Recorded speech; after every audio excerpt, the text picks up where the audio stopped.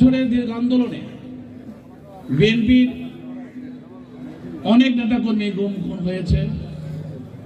আবার জুলাই আন্দোলনে 2024-এ অনেকে শহীদ হয়েছে।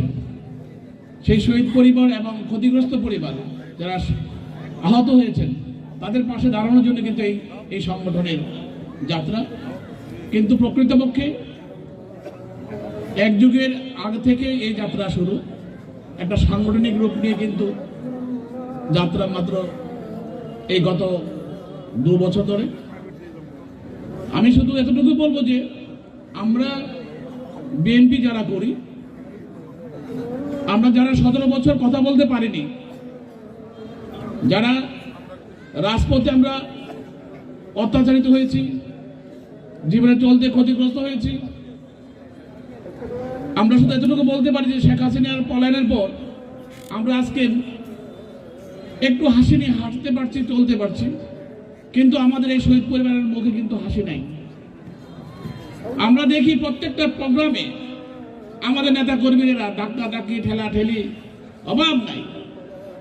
একবার কি কেউ ভাবেন যে তাদের চোখের কান্না কিন্তু এখনো শেষ হয় নাই?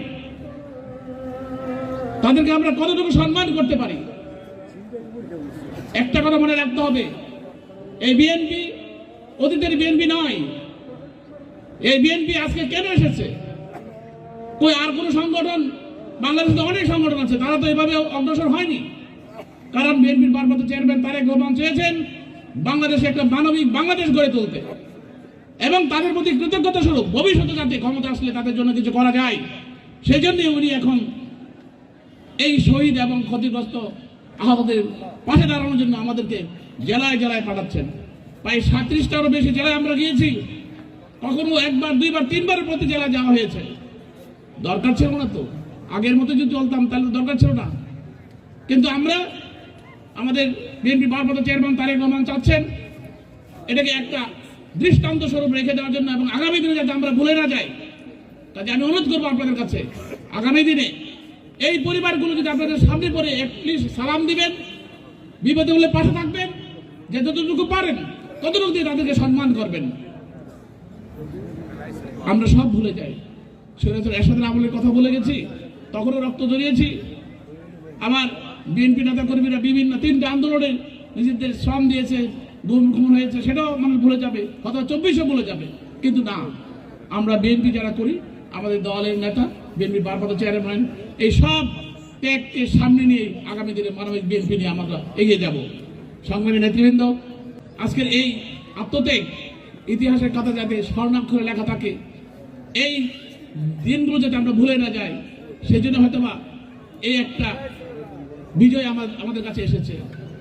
আপনারা জানেন, এই ফ্যাসিস্ট হাসিনা এখান থেকে যাওয়ার 1 সপ্তাহ আগে আমরা ভাবতে পারতাম না যে এটা কিভাবে সম্ভব।